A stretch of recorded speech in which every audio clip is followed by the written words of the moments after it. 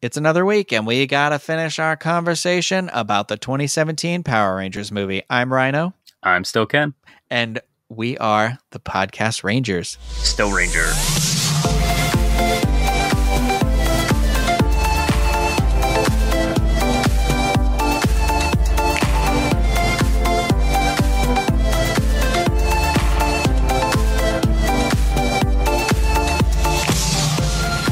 Hello, everyone, and welcome to the show. I am your host, Rhino, as always, joined by my co-host, Ken. Still Ken. And we are literally just picking up right where we left off last week to talk about the 2017 Power Rangers movie. So we're just going to dive right in. I don't even know where we left off. So because fun fact, I'm recording this after we were done recording. So right here, we're just going to pick up with that conversation and go. 3, 2, 1, go. I really enjoy the casting of Jason's father in this as David. Oh my gosh, I said his name earlier and I already forgot it again. Denman or something like that.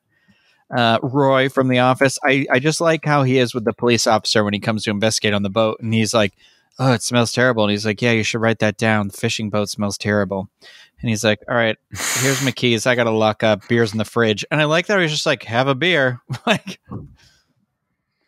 I think that illustrates to like how small of a town this is. Like that these individuals probably know each other to some extent. Or also, right. I was going to say Roy has a real job at an office somewhere. His name is Sam Scott, like Jason Scott. Yes, I know, because Sam, give me your hand.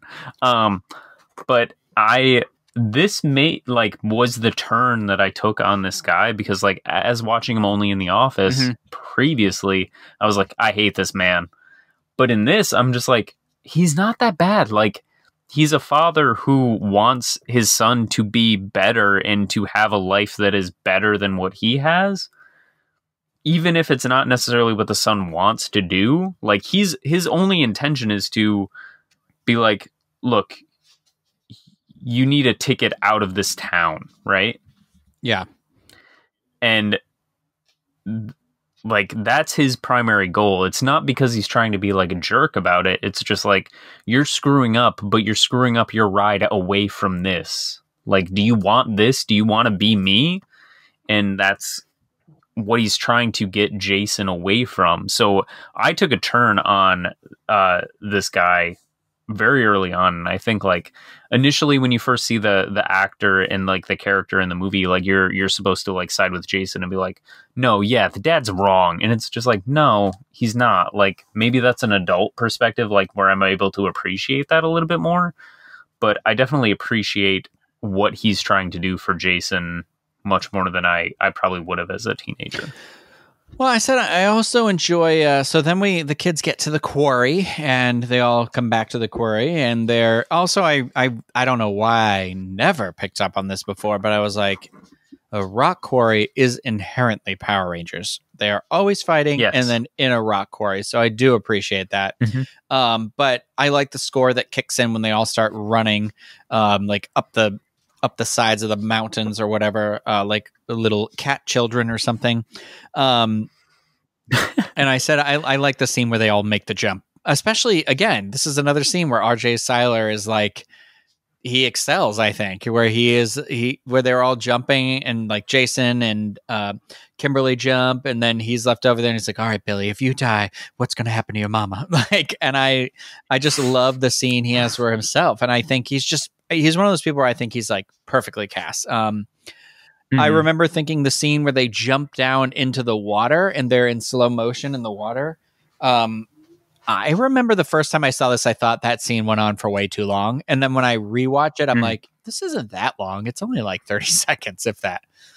But like, it's also like this weird moment where they chose to slow everything down to be like, look at how cool they're going in slow motion. But it's like upside down, right side up. I do not get the fascination with the water in this. So I have a thought about this, but it comes later on when they're coming back out of the... So okay, because I've got a comment about it.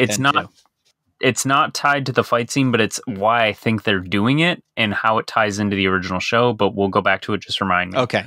But Well, because continue. I did write another thing about when Jason jumps up into the water. So the water scene, and then I said Billy's love for Jason is just so pure, because whenever anything happens, Billy is always yelling to Jason, because like when they're about to fall out of the water, he's just like, Jason, I'm slipping, and I'm always just like, what a sweet little boy, what a sweet little angel. And it's like you have to assume that this might be the first person, like first other adolescent, like teen, that has shown any sort of like interest or care for Billy. Mm-hmm. So he's latching on to him, and not in a negative way, but like as someone who's like, he's someone who is like shown that he wants to be my friend. Like, it's not just like him being nice to me. He's shown that he actually cares. And Jason does care. Like, you see that definitely. But I think like that's one of the reasons why like Jason being that first person who does that, and like all the other Rangers do eventually care for Billy. I think it's like Jason being the first one to show an interest, to be like, you know, you're not like, you're pretty cool. It's one of those things where, you know, that's significant to Billy and like his development later on. So I think that's probably why it's one of those things where it's like very pure. Like, it's his friend and potentially his best friend up to this point, is like, he wants assistance, he wants help, or like he wants to show him, or like he just wants friends, all that period. stuff. He just, you know, I think there's also an interesting scene, that dynamic that's set up here too, because when they fall out, like Trini ends up on top of Zach in like a compromising position, and he makes like a joke, and she's just like, really? And I think it's funny that they kind of they're playing on that stereotypical like rom-com or like whatever dramatic thing where like, oh, these two, they're going to get together, and then that's the twist later.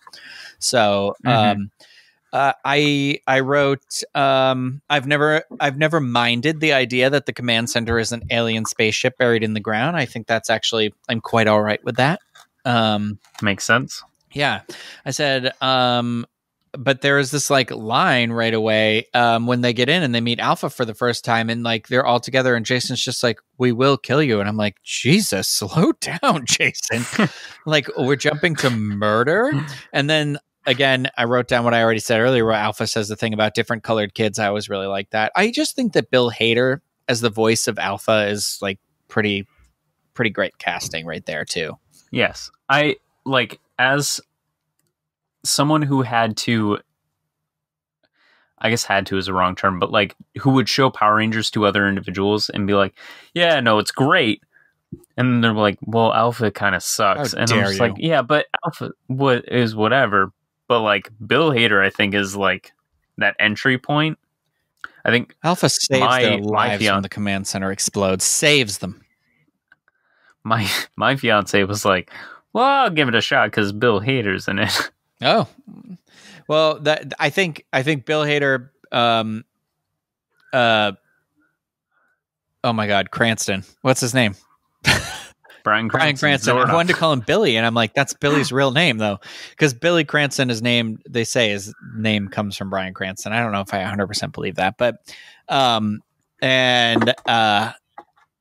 Elizabeth Banks are like the big names that reel you in, I guess. Although nowadays, if you were to go back and look at it and see the ranks, you'd be like, oh, it's the kid from Stranger Things. And then R.J. Seiler's been in a million things now. And Becky G is incredibly popular. And then Naomi Scott, you'd be like Jasmine or Charlie's Angels. And Ludi Lin, I mean, he was in Aquaman. I think he's going to be in Mortal Kombat as well. So these kids Liu Kang in Mortal Kombat.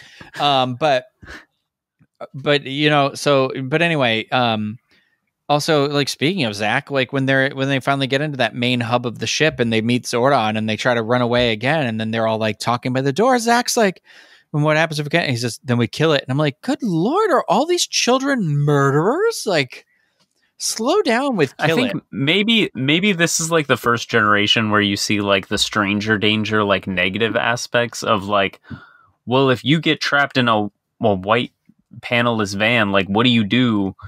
And you murder. Well, I hate it's weird too, because you know Power Rangers doesn't use words like kill, you know, they say destroy, and I do feel like there is something like that in there where It is very heavy later when they're in the baseball field and they're like, they want us to kill Rita. And I'm like, this like million-year-old being wants you to murder this lady? Like, okay. I wish you'd just say destroy, which is also weird she's because a monster. I don't want these kids to be murderers.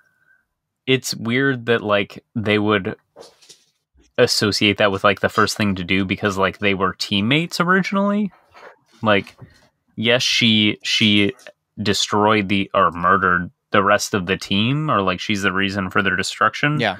But like Zordon to be like, you need to murder her is such a he weird never really thing. Says that, I don't think, in the movie, but they're just like, they just take it on themselves where they're like, so it makes the Power Rangers out to be this platoon of murderers, this teenage murdering squad. But anyway, that's fine. But I do have an issue with this scene when they're in the first scene in the command center when Alpha introduces himself. He gives it's an acronym. Alpha stands for whatever he said. He says, I'm a blah, blah, blah, blah, blah, blah, blah. And those are ALPHA.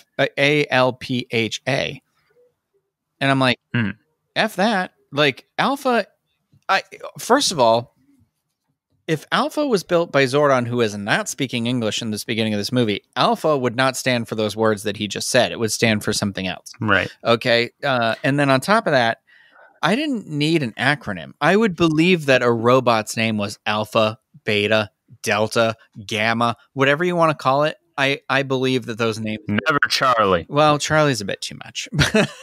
What would you do? Okay, so like if we're talking about Alpha, what do you think of his design? I thought, okay, so I remember when I first saw it, I was like, this is disgusting. How dare you? Because I did not like the eyeballs on the side of his head.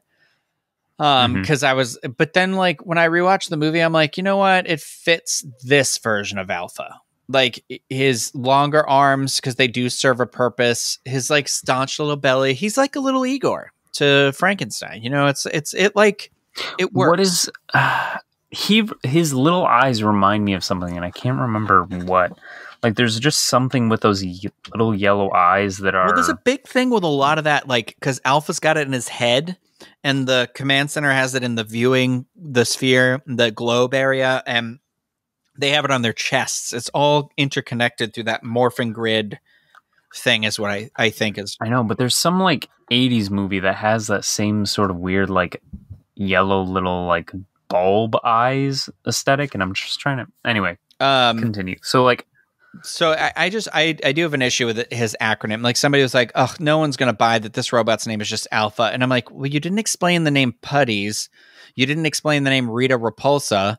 So I don't think you needed to explain Alpha, but you did, but whatever. I said, it's also interesting. I said, what's interesting that this movie has that I don't think Power Rangers really had until a little bit later, at least not in the beginning, is that why they're fighting over Earth. Like Rita's trying to destroy Earth because she wants to destroy the closest planet, and it's where Zordon is. But they never really explain like what they're after, just like Earth's domination. But and then later it's about other stuff. But this movie gave it a purpose. Like she's after that Zeo crystal, and I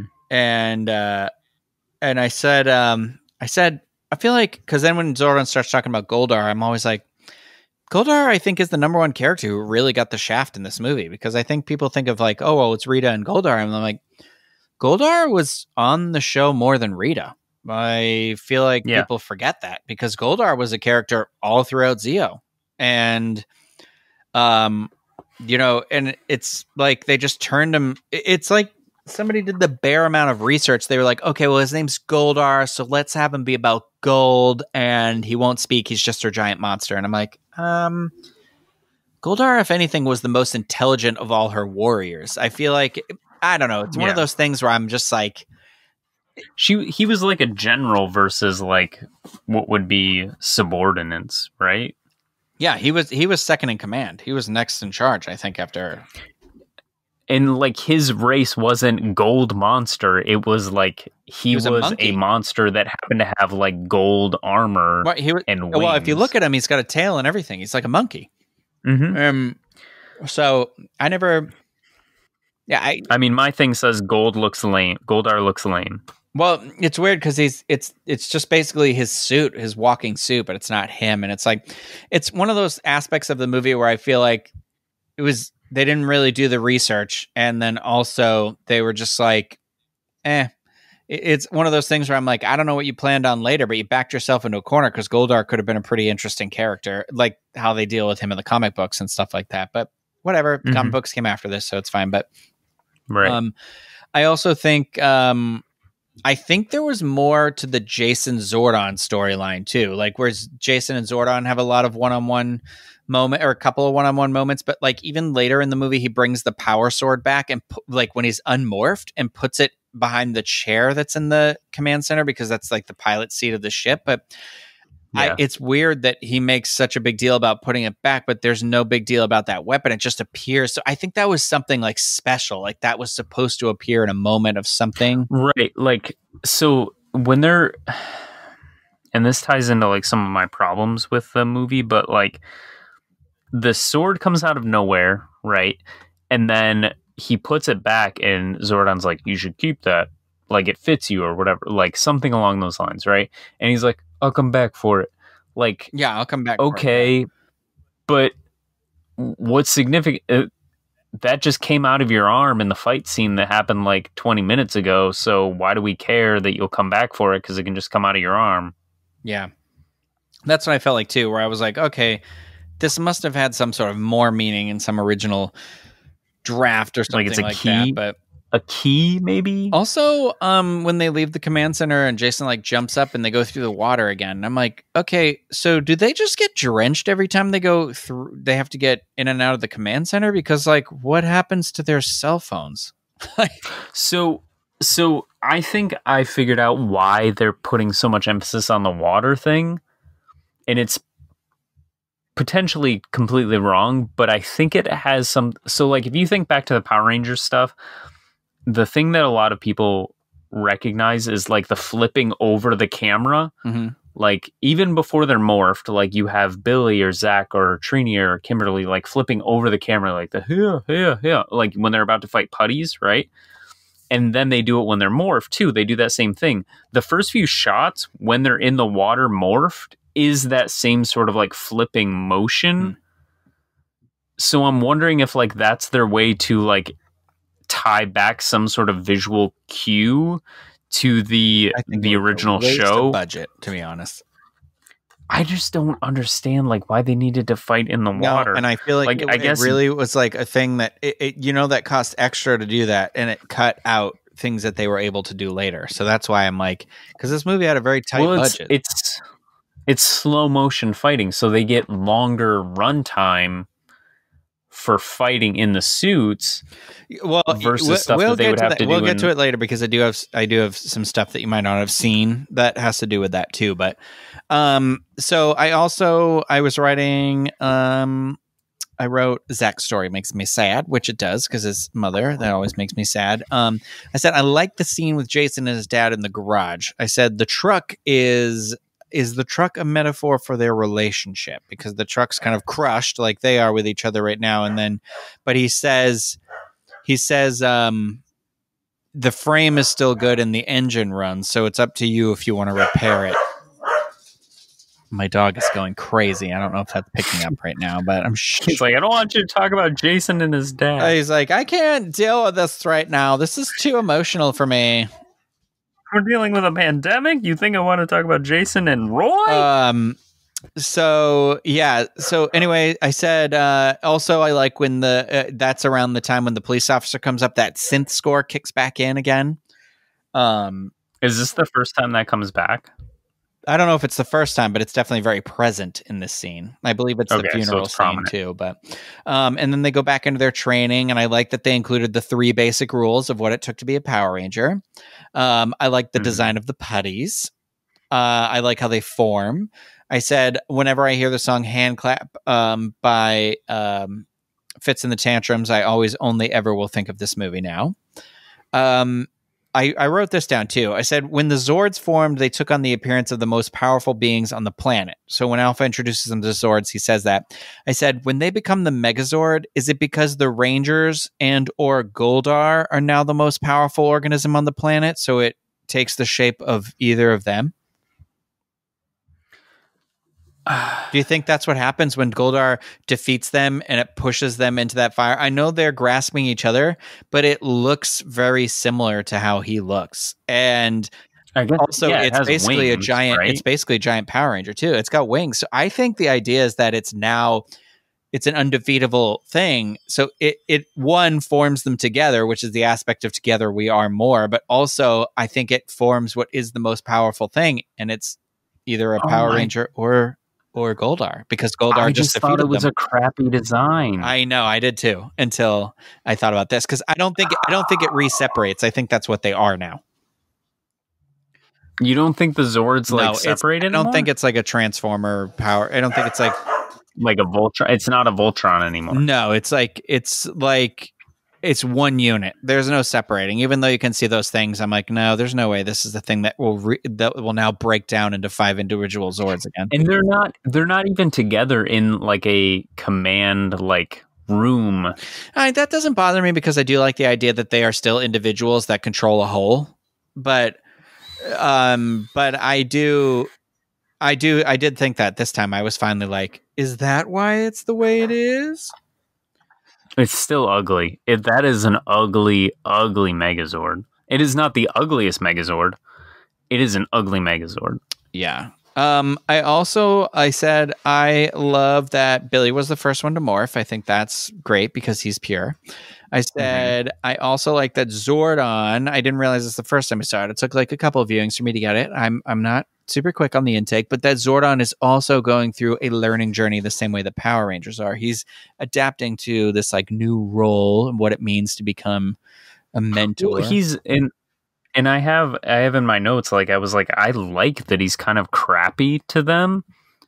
And that's not the language I wrote down, but I was like, he's kind of like snotty to them. He's like, well, you're just stupid kids. Yeah, he's like, get out. He just yells at them to get out. Well, and then that's the confrontation that Jason and him have, is that Jason says to him, like, hey, you failed. Your team is dead. And Jason's like, well, and Zordon's like, you're a loser. Like, yeah. So I appreciate that. Like, it's not like so often had we seen like Zordon be this like perfect being like, I'm choosing you to do this because you have to do this, and it's like, I'm going to protect you from this and this and this. Like, he was like a prominent figure who was protecting them and was coddling them almost. But to see like the Zordon in this movie be like, you're terrible, you're garbage, like, I should there's a reason why this world is like doomed, is pretty significant, I think. Yeah, no. My dogs are now playing with each other too, and the dishes are being put away, so I apologize if any of that's getting picked up here. This is life in this quarantine time, and I am recording this in a room where I don't have the luxury of closing a door or anything, unfortunately. I record in a loft. Well, maybe you should invest in a recording closet. I should stay. I was thinking I would get one of those like inflatable bubbles, and that might help, that I can just like the cone of silence on Get Smart.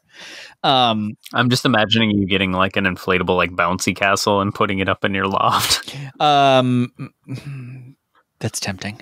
So I wrote here, the Rita scene in the jewelry store is one of my favorite. I just enjoy Rita in that scene, and I like kind of the ridiculousness of how she is. And then, I like the build up to when she slams the coin into the cane and she, blocks away the bullet. I wish there was more of that, and then I wish there was more Rita.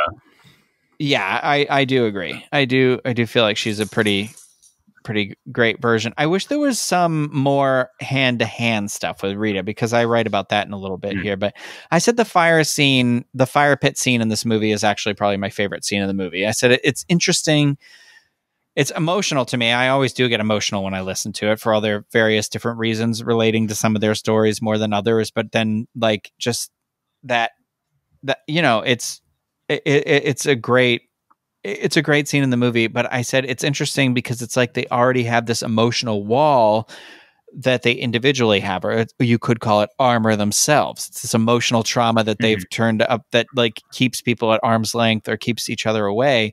And then in that sense, and then when they let down that armor to let each other in, that's when they find this new, stronger armor. So again, together we are more. So it's like, it's an interesting, it's like an extra level into what it means to be together with them. You know what I mean? Right. So I also enjoy that this is where like Billy talks about why he was in detention. He says he blew up his lunchbox. And I think that's a nod to the Breakfast Club, because Brian and the Breakfast Club blew up the lunch. I think it was Brian, the nerd, quote unquote nerd, blew up Brian the brain, blew up his locker. It wasn't a lunchbox, but it was a flare gun, but it was, I have Breakfast Club circled multiple times in my notes. Yeah. I also think it's incredibly sad because Jason doesn't talk a lot in this scene, but when he says, well, so I forget what it's like. Zach says something to him and he says, oh my God. But Jason's response is, because everyone knows exactly who I am. And I'm like, it's like a heavy thing, because he's just basically saying like, what else do you want to know? Nobody actually wants to know, because the moment he did the one thing wrong, everyone turned on him. He's not letting, like, you're talking about like all these people like letting down their armor that they have. Like, he's not necessarily like, he's the last holdout as the leader, like, to let down his armor, even though he enjoys these individuals, like, even though he likes the idea or the prospect of having this team and this responsibility, he's still not letting down the armor that he has. Like, well, he's still also assumes that there's some. He's the most public. He's the most popular and most prolific of them. So his thing is that he's a public figure, and he feels like he doesn't want to let people in, sort of a thing. So it's an interesting side of it.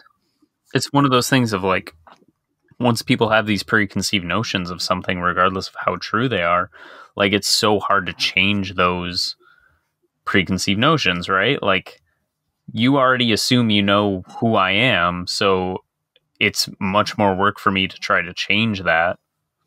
It's also Trini's speech always breaks my heart when they find out, like, it's actually, it's not a boy problem, it's a girl problem, but it's the whole speech she gives about her parents wanting her to be like sort of a certain label, dressed a certain way. And you're like, it's sad, because this whole thing about like safe spaces, and this is about having that space to let that down. And you're realizing like, oh, none of these kids have that in their life, really.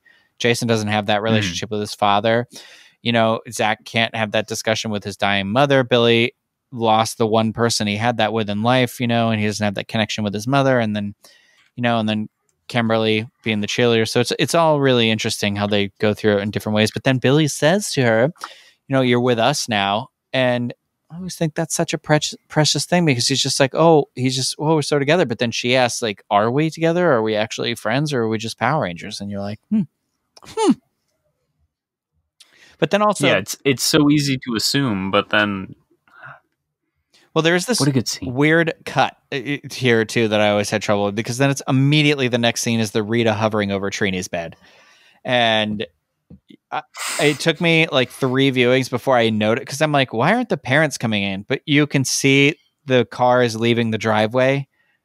Like, it's a 2-second clip of like the exterior of the house, but they're leaving, so that's why you're like, oh, nobody came in, because she's home by herself.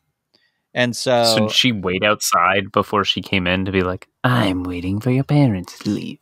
Maybe she was waiting for her to be alone, not necessarily the parents, but to isolate her. And she could have been waiting days. Well, I also think it's interesting, this shot, because she chooses to go after Trini.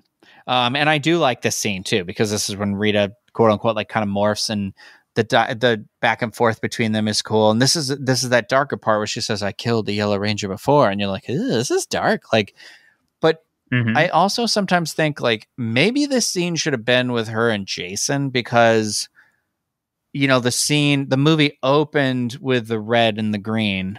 And so like, I always felt like Jason and Rita don't have a thing. Like it right. Like, there should have been something maybe tied to them if it's the 2 Red Rangers are tied together. But I'm not saying, because I don't want it to all be Red Ranger, because then it would be too heavy, because then the next scene is Kimberly and Jason, so it would be like too much. Right. But especially given like the last scene, like the fire pit scene, like the fact that Jason doesn't open up completely to everybody else, like this could have been one of those like drama adding scenes where you have this idea of like she's potentially able to corrupt Jason as an imperfect Red Ranger versus Zordon, right? Like that would have potentially made more sense. Well, I think that's kind of what that's because that's the next scene is when they're all at the football field and they're all saying like, we're just going to go and do this because we're going to do it. And regardless of what Zordon wants. And then, you know, because like, F that guy, he's been lying to us all about trying to come back to life and blah, blah, blah. And so they go and I'm always like, that's why I think it's interesting because he's got that negativity towards Zordon because it's like he let him down or something. But I also said I also thought the way Kimberly chooses to wake Jason up is a little threatening. Like, who's like, I gotta wake you up, so I'm gonna put my hand over your mouth. Like, I get it, so you don't scream, but at the same time, like, wouldn't somebody suffocating me be the thing that makes me scream? But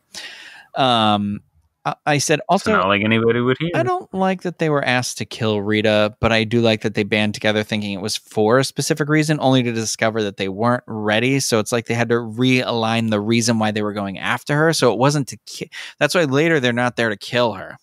And that's why they succeed, you know? And so it's just one of those things where I do like that scene where they go after her at the harbor, but it's like, I wish there was more of that. I guess they're trying to go after like they're the Warriors or something.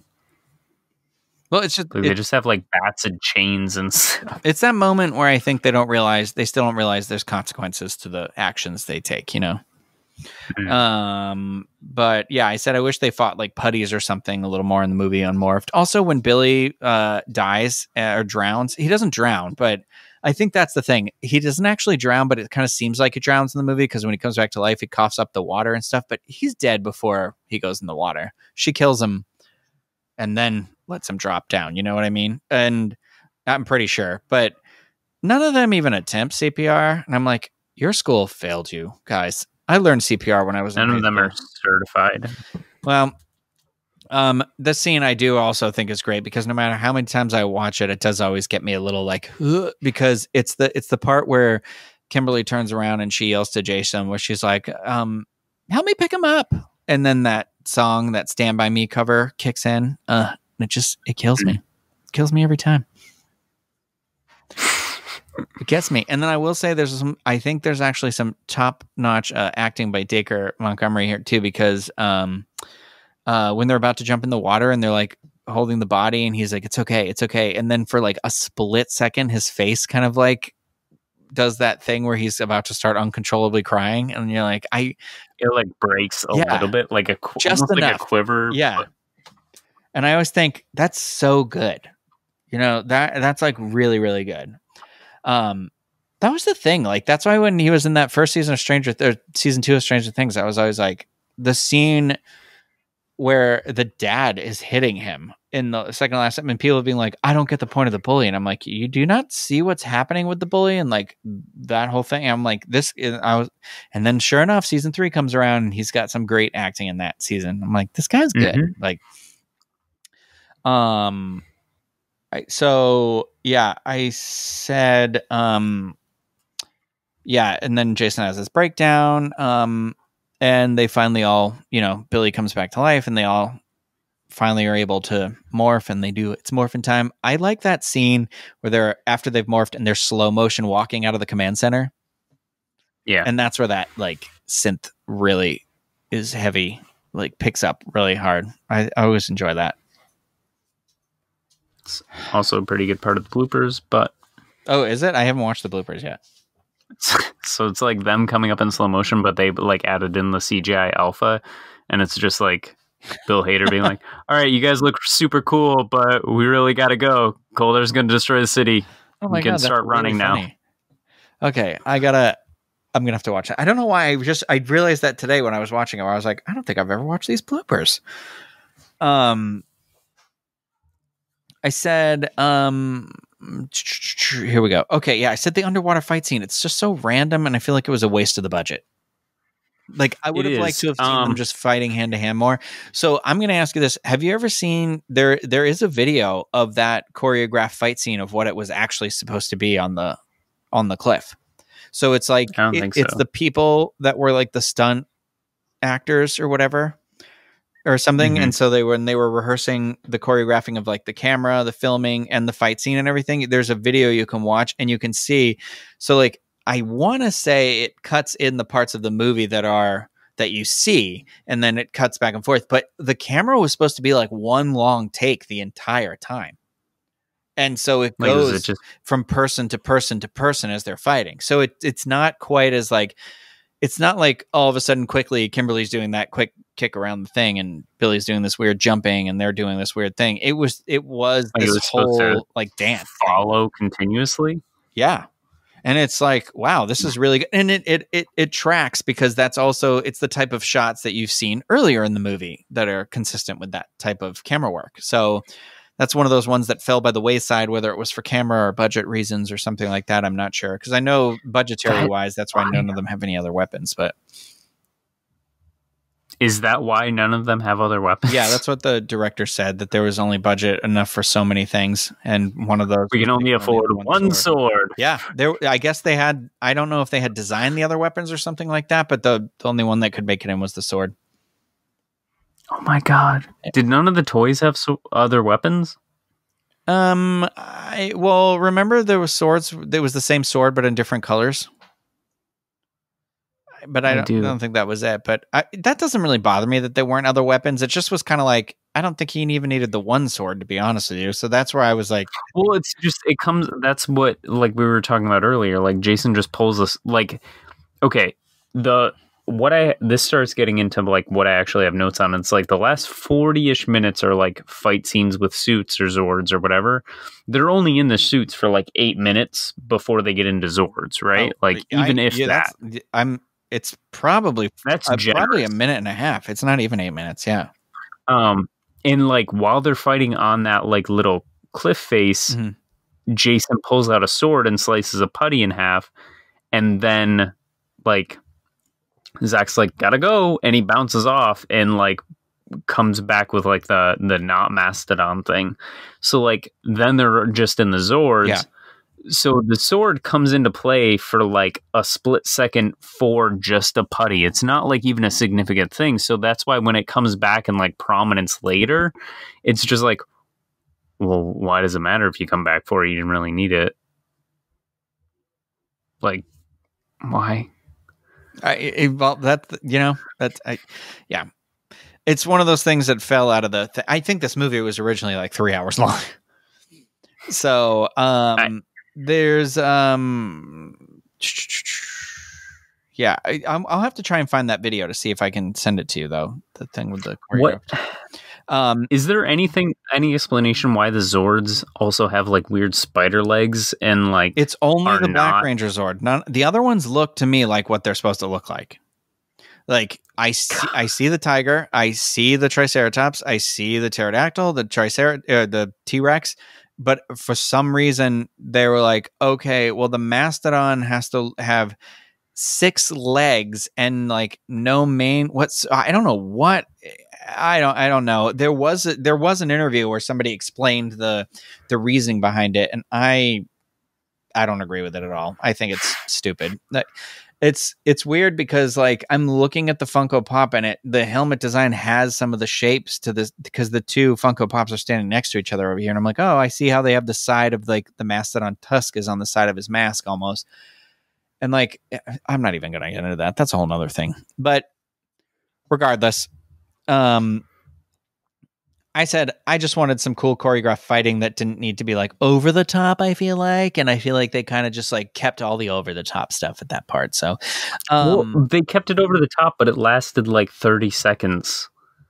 Well, and that's again, I think that's somebody who didn't watch the show, who tried to be like, okay, well, the show was always them fighting. We're going to go the complete opposite route. And I'm like, why didn't you find the happy medium of the two? Like, I wish there had been a scene where they had encountered putties at some point in their regular life and they would have fought them off and they would have barely made it or something. Yeah. And I think that would have been I wish there had been something a little more in line with that in the show, and it, the rules would have had more bearance there too. Like maybe other people saw what was going on and they couldn't morph, or I guess that's later down the road, because I do at the same time also appreciate that the morphing is the pinnacle part of this movie. It is the moment where they have their characters' arcs have reached their that moment of fruition. And that's the turning point for them, is when they're able to morph. So it does also make sense that story-wise why they keep that back. But I said I wish there had been a scene or something where Rita figured out about the gold mine, or maybe she had said she needed to get strong enough to summon Goldar, and that's why she hadn't gone there yet, because it's not a very big town. And then she finally this whole movie she's scrounging for gold, but then all of a sudden she's like, found it all. So I just think like one toss away line, it's not that big of a thing to bug me. But I also said I really enjoy how big Goldar is over the rest of the town, because this is a smaller town. There's no skyscrapers. So it kind of makes it almost that much scarier that there's this like massive skyscraper sized monster. And that's what I was talking about earlier. I was like, well, it seems like there's this very small town surrounded by pretty much nothing. Like you would think with like, living where we are, if you have that much like eye shot of something, you can see another city or another town or something. Like you should be able to see something unless they're in the middle of nowhere, but they're also in potentially an oceanside town. So it's weird that they don't see, like there's no other cities like within eye shot, considering how tall these monsters are. Yeah.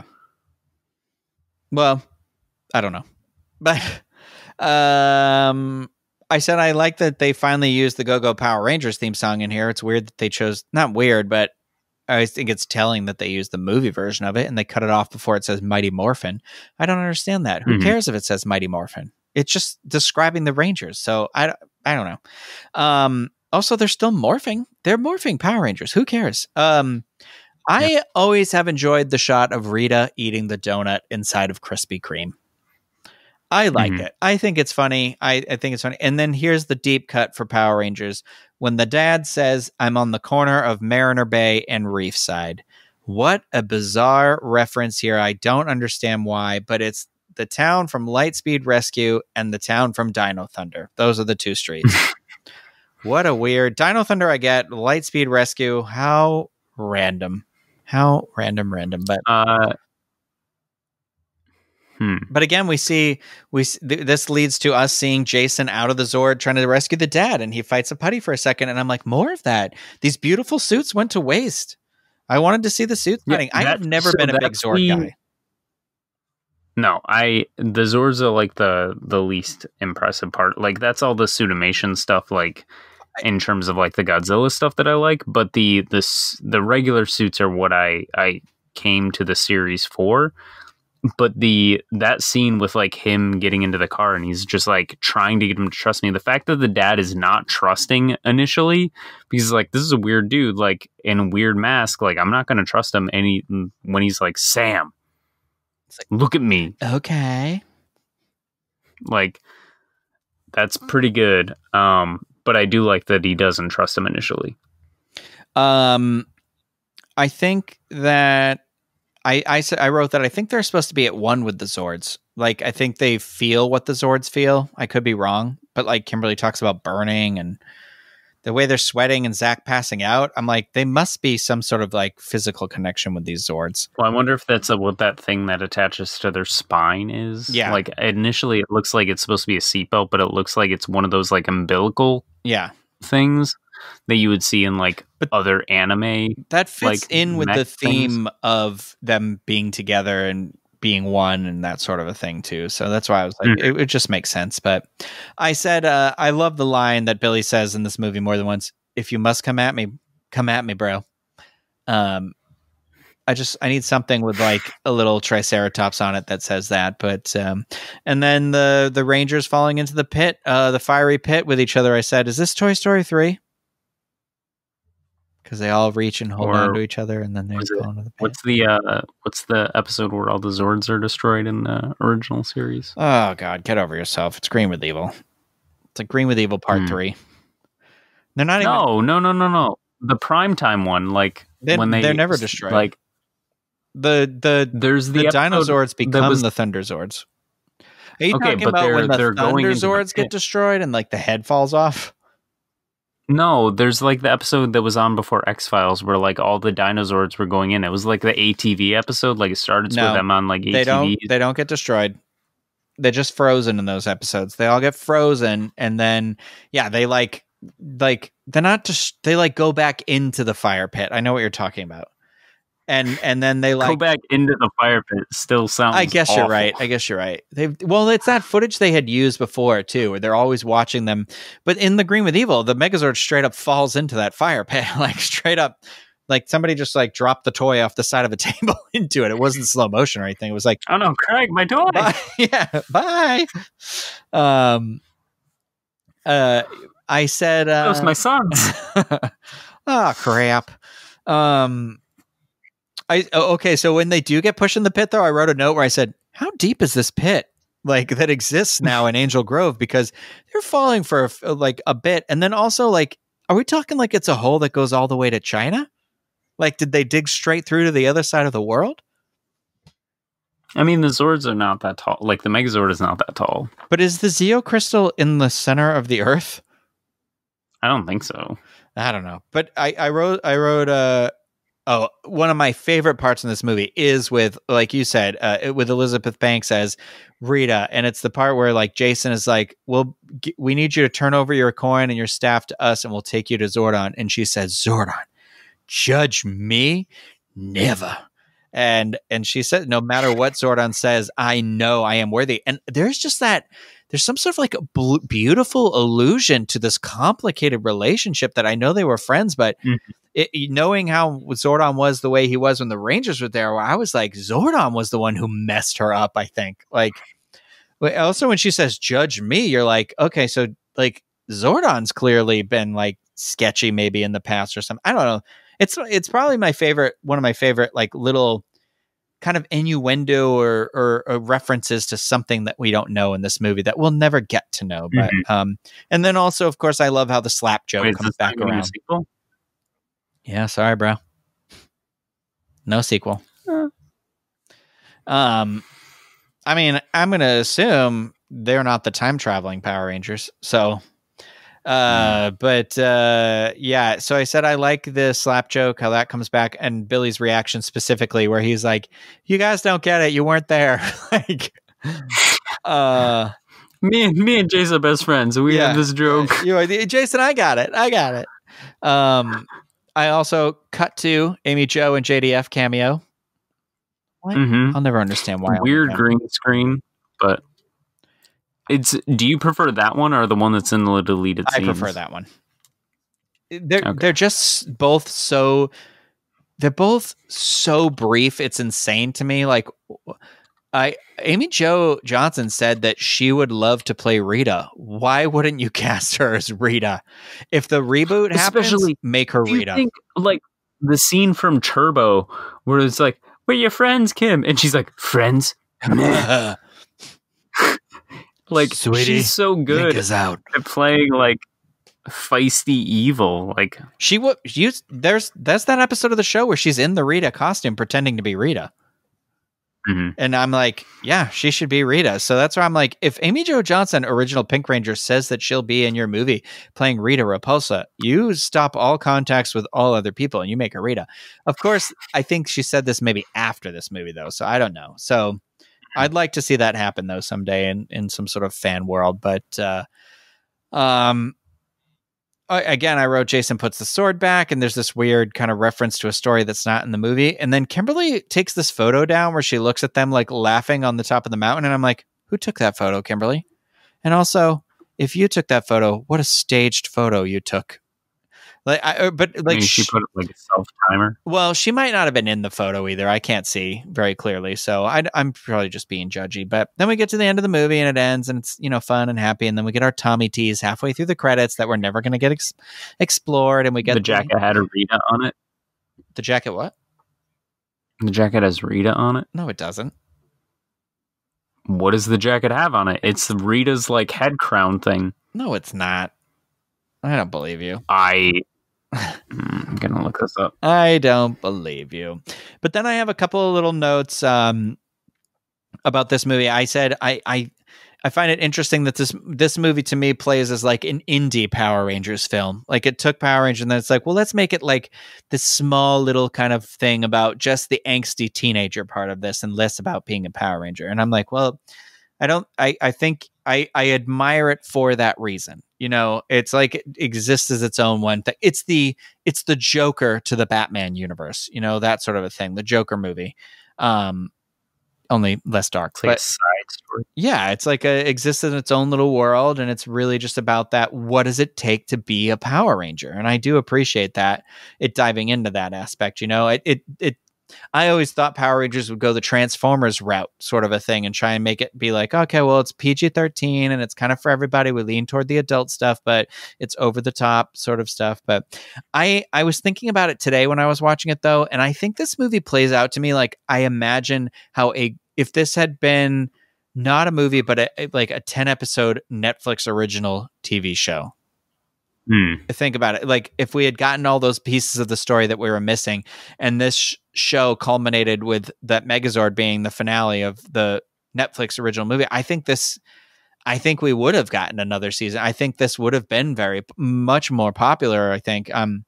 But you know, Netflix, It wasn't like that in 2017. They've come so far with that sort of content. But I think like, wow, I think that this movie is literally, to me, makes me think of that sort of aesthetic and that sort of storytelling with it. But I also wrote in my notes here about the thing about iconography of the show and how much of it was missing and stripped away and changed. And I feel like that's kind of where this movie failed. And if you take a blueprint of like the Star Trek 2009 movie, how that took what already existed in the show and made it its own thing, but still you could watch it and know like that movie also exists technically within canon of the other movies, you know, but it creates its own timeline in the movie. That's part of the plot, but it still is like, I think this could have done something similar, made like an updated version, but still have been true to that original thing. But too afraid to, I think. Yeah. I think that, again, I think about that thing where it was a movie that was embarrassed to be a Power Rangers movie. I think it was embarrassed to confront some of that stuff, you know?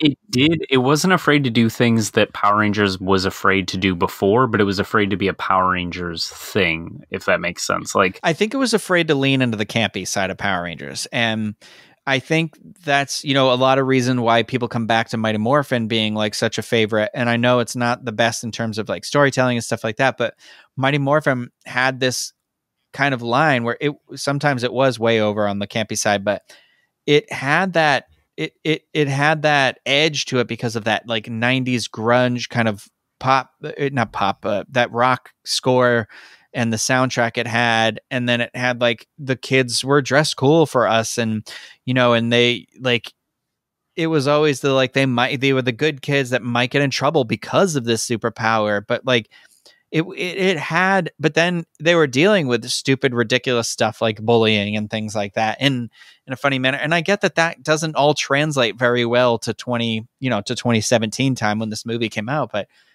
it is a little bit of that's kind of missing, that kind of, they're missing, I guess they're not missing it, but the everyday stuff of their life that they deal with in this movie is very different than the everyday stuff that the teenagers deal with and that we're dealing with in the 90s. But to say that the 90s was just the kid version of it isn't true either, because Kimberly deals with their parents' divorce and stuff like that in there. And, you know, and so I always think about that story being like, well, it leaned into some of that stuff. And so you can kind of have both. It needed to find some sort of like, I'm not saying it was bad. I thought this movie, if somebody else came in, I said, and directed another one, or this director maybe was like, really, I think there could have been another really good one. I would have liked to have seen at least one more in this movie franchise.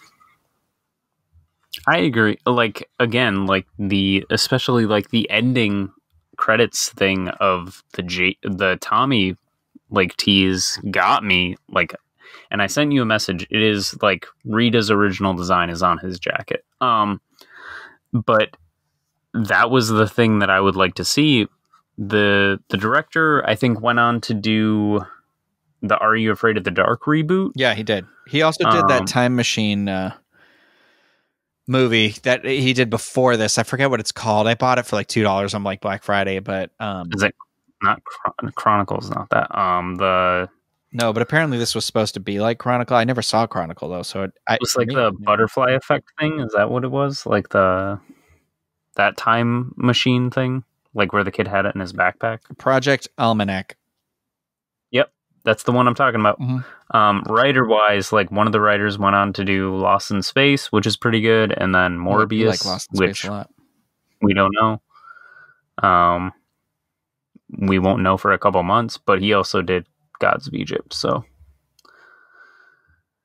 I don't know. Like, I enjoy this movie. This is one of those things where, like, I'm not ashamed to like have people try this if they're not sure if they like Power Rangers before I have them watch the 1995 movie or something, because like there's a lot of like character stuff that I think is deeper, more significant with this. Like I said, like Zach's storyline is like subdued as it is in terms of everything else. Like I appreciate a lot, like just the fact that like he's trying to do all these crazy things, like you were saying, like he was apparently wanting to be a YouTube star or something, just so he can get money to take care of his dying mother. Like that's his whole thing. Like his mother is dying and he's the only caregiver. Well, he's definitely like, the least developed of all the characters too, you know. Yeah, the least explored.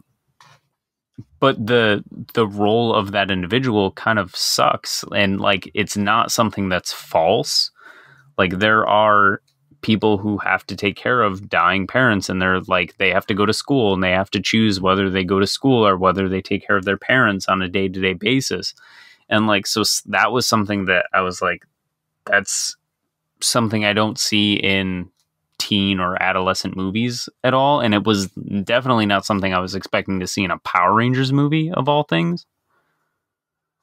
But then like it's not fully developed, but I do like seeing like at the tail end, like where she's like, oh, there were these brave like warriors doing this, blah blah blah blah. Like that moment is very cute to me. I would have liked to have seen too how it would have, they're basically like seniors in this, right? Because maybe later, this is the end of junior year, but he talks about having to graduate. So I would have liked to have, seen maybe the next movie deals with them being seniors, or maybe it still is this, or in college, or having to deal with that pressure of college added to this. And, and then Tommy, I would have liked to have seen the Green Ranger and how that fit into this too, and that was having somebody wreak havoc on their social life now too. That was the other thing that I was going to bring up. With this being what a workshop, and having individuals who are like still releasing stuff. One of the original illustrators, I guess, on this movie has been very recently like releasing sketches of the Green Ranger stuff, of like what that would have looked like and what kind of, and he's been doing new sketches because of how popular it was. There is also they did make a graphic novel called Aftershock, I think, and I haven't read it, but I guess that is technically like an official sequel to this. It's not like the next story, so I don't think it has the Green Ranger in it. I don't think I knew that it was a sequel, but I also didn't pay attention to it because the comics really hadn't been much to me yet, and now that I've seen how good they've been, I'm like, I need to go back and get that. I have like a sample of it that came with the Blu-ray, I think, but I don't have it. It's from what I recall of Aftershocks, it's like them cleaning up part of the city. Like they're in their normal suits. It's not in Zords, so that's the thing that we wanted from the movie, probably more predominantly than what we got. But that's what Aftershocks seems to be. It's like them doing regular Ranger stuff and like having conversations. Mm-hmm. Well, any final thoughts on the movie, Ken, before we close up shop on this conversation? I liked it. I like all of those actors that are in that movie. I would have loved to see a sequel. It's unfortunate that we didn't get one. I'm curious to see what they do with that new kind of like proposed one that's like the time travel one, that I don't assume is they're going to shy away from the original campy stuff. I don't know. What do you think? I think if we're gonna, just the original one, I think it'll be a new Power Ranger team going back. So I'm hoping it won't it'll be basically being like, here's here's Mighty Morphin for you who want to see Mighty Morphin, but after this, it's not Mighty Morphin anymore. And so, because that's what I would like to see. I'd like to see them, since the show still goes on, or God forbid the show eventually comes to an end. I would like to see. I would like to see it carry on in that sort of medium, or like, in a Netflix show or something, and like maybe it doesn't heavily have to rely on, or take it into like a Buffy route or something like that, and make it an original version of Power Rangers or something. And I get that toy sales are a big part of this, though, is what keeps it going for so long. So I understand that. But overall, I do think that this movie was an enjoyable watch. I think if you're somebody going into, I think you don't have to be a Power Rangers fan to enjoy this movie. I think that is it a perfect movie? Absolutely not. But I think it's worth like watching on a streaming service, or even just renting or buying it for when it's on sale. Just get it. Like, it's been so cheap so often. Right. Like I think you can on the regular get it for like $10 on Blu-ray, when it usually comes with like a digital copy and stuff like that. If it's a movie, I always say if you're going to watch it more than once, it's worth owning. And I feel that way about this movie. I think it's worth the purchase price. I do obviously enjoy Power Rangers. I actually think if you're not a Power Rangers fan, you might even enjoy it more than a Power Rangers fan, because you have less expectations of the movie or something. But I think I think what I appreciate most about it is the emotional story it told, and it succeeded in many ways, if not every way. It not in every way, obviously, but it succeeded in many ways. And I do think it's a shame that we'll never see it like go past this. But who knows? We're in that time frame where things come and go, and I think it's great that all the actors have kind of gone on to do other things, great other things. So that's that. Well, thank you everybody for having this journey with us about the 2017 movie. Thank you, Ken, for having this discussion at length. Yeah. I know every week it's twisting your arm to have these Power Ranger conversations, but I know, right? The reality is you're the one always asking me when we're recording. So I'm like, when are we doing this? Because I know. I always feel bad because I have a work where I can't always predict when it's done, and that's fine. And I like to know everything we're going to talk about. So, but thank you everyone out there for listening. And remember, if you want to get in touch with us, if you'd like to suggest future conversation topics or anything like that, please. If you want to follow us on social media, you can get in touch with us on Twitter or Instagram. Those are both Podcast Rangers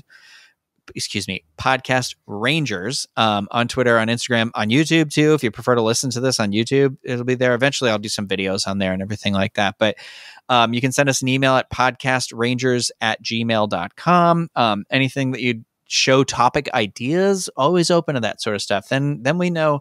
I'd like to get some engagement going with the 5 people that listen to this. I want to hear your thoughts and feelings. And so, yeah, Mom, come on, message me back. But again, thank you everyone out there for listening, and we will be back with another episode of Podcast Rangers.